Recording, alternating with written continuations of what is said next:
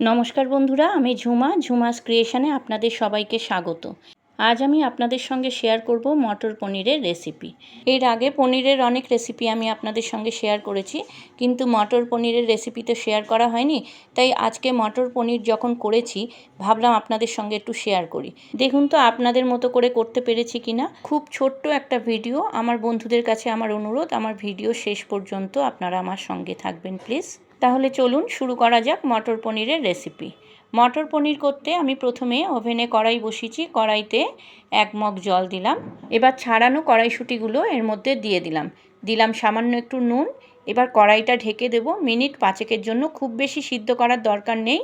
5 minute পর যখন ফুটবে তখন আমি গ্যাসটা অফ করে দেবো আর ঢাকা দিয়ে রেখে দেবো কিছুক্ষণের জন্য। তাতে ভাপে সিদ্ধ হয়ে যাবে। মোটামুটি 75% মতো কড়াইশুঁটিটা আমি সিদ্ধ করে নেব, আর বাকি 25% যখন রান্নাটা করব তখন সেটা সিদ্ধ হয়ে যাবে। এরপর আমি পনিরগুলোকে কেটে নেব। পনিরগুলোকে এইভাবে ছোট ছোট করে আমি কেটে নেব। খুব বেশি বড় করার দরকার নেই। মটরের সঙ্গে মানানসই করে কিন্তু পনিরটা কাটতে হবে। দেখুন ঠিক এই রকম ছোট ছোট কিউব করে আমি পনিরগুলো কেটে নিলাম।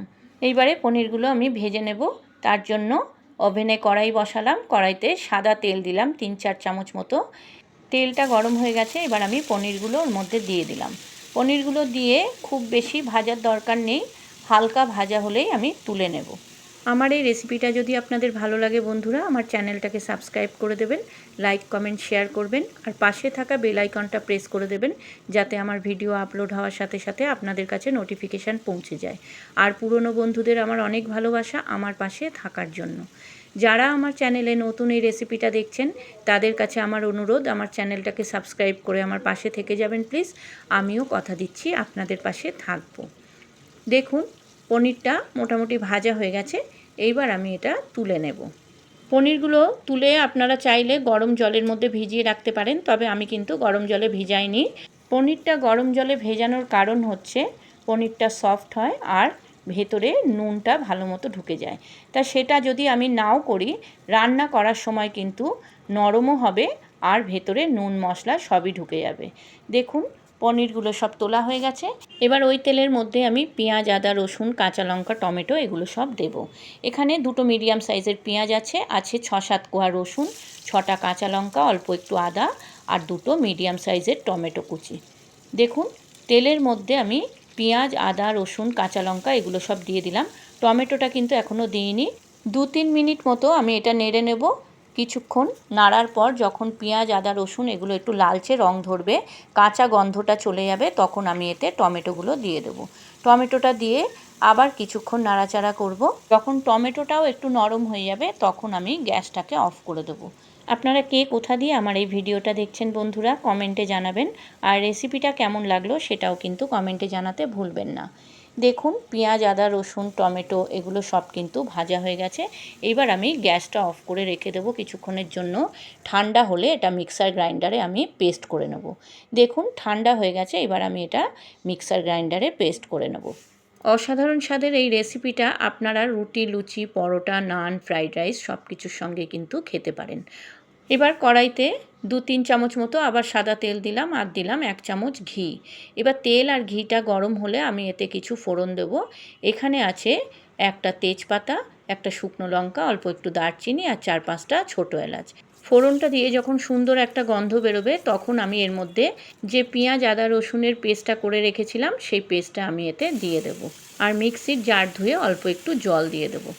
মশলাটা কিছুক্ষণ নাড়াচাড়া করার পর আমি এতে কিছু গুঁড়ো মশলা দিয়ে দেব। দিলাম 1/2 চামচ জিরে গুঁড়ো, 1/2 চামচ কাশ্মীরি লঙ্কার গুঁড়ো আর 1/2 চামচ হলুদ, 1 চামচ নুন, আর টেস্টের ব্যালেন্সের জন্য দিলাম 1 চামচ চিনি। চিনিটাকে আপনারা চাইলে স্কিপ করতে পারেন, তবে চিনিটা দিলে কিন্তু রান্নার টেস্টটা ভালো হয়। দেখুন এবার মশলাগুলো খুব ভালো করে কষিয়ে নিতে হবে। মশলাটা ততক্ষণই কষাবো যতক্ষণ না মশলা থেকে তেল ছেড়ে দিচ্ছে। কাছে দূরে নতুন পুরনো সকল বন্ধুদের জানাই আমার আন্তরিক ভালোবাসা, কারণ আপনারা না থাকলে আজ আমি এত দূর পৌঁছতে পারতাম না। তাই আপনাদেরকে জানাই আমার অন্তর থেকে ভালোবাসা। দেখুন মশলাটা কষানো হয়ে গেছে, মশলা থেকে তেল ছেড়ে দিয়েছে। এইবার আমি এতে পনির আর মটরগুলো দিয়ে দেবো। পনিরটা ভাজা হয়ে গেছে আর মটরটাও কিন্তু সিদ্ধ হয়ে গেছে, তাই বেশি সিদ্ধ করার দরকার নেই। কিছুক্ষণ কষিয়ে আমি 2 কাপ মতো এতে জল দিয়ে দেবো। যে 75% সিদ্ধ হয়েছিল আর 25% বাকি ছিল, সেই 25% কিন্তু এবার সিদ্ধ হয়ে যাবে। দেখুন 2 কাপ মতো জল দিলাম। আমার নেক্সট রেসিপি যেদিন শেয়ার করব সেদিন আমার কয়েকজন বন্ধুর নাম বলবো যারা প্রথম থেকে আজ পর্যন্ত আমার সঙ্গে আছে, তাই তাদেরকে আমার অন্তর থেকে ভালোবাসা জানিয়ে আমি তাদের নামগুলো উল্লেখ করব। দেখুন ভালো মতো ফুটে গেছে। এইবার আমি এতে দিলাম সামান্য একটু গোলমরিচের গুঁড়ো আর সামান্য একটু গরম মশলার গুঁড়ো আর অল্প একটু কসুরি মেথি। এবার আরেকটু ফুটিয়ে নিয়ে যখন ঘন হয়ে যাবে গ্রেভিটা, তখন আমি নামিয়ে নেব। আমার মটর পনিরের রেসিপি প্রায় রেডি। এবার গ্যাস অফ করে একটা সার্ভিং বলে আমি এটা ঢেলে নেব। দেখুন তো হয়েছে না লোভনীয়, খেতেও কিন্তু অসাধারণ হয়েছে। আপনারাও একবার এইভাবে করে নিন, আপনাদেরও ভালো লাগবে। আপনারা যারা ফেসবুক থেকে আমার এই রেসিপিটা দেখছেন, আমার ফেসবুক পেজটাকে ফলো করে দেবেন। আর যারা ইউটিউব থেকে দেখছেন, আমার ইউটিউব চ্যানেলটাকে সাবস্ক্রাইব করে আমার পাশে থেকে যাবেন প্লিজ। আপনারা ভালো থাকুন, সুস্থ থাকুন। আবার আসবো আমি অন্য দিন অন্য কোনো রেসিপি নিয়ে। আজকের মতো চলি। ধন্যবাদ বন্ধুরা।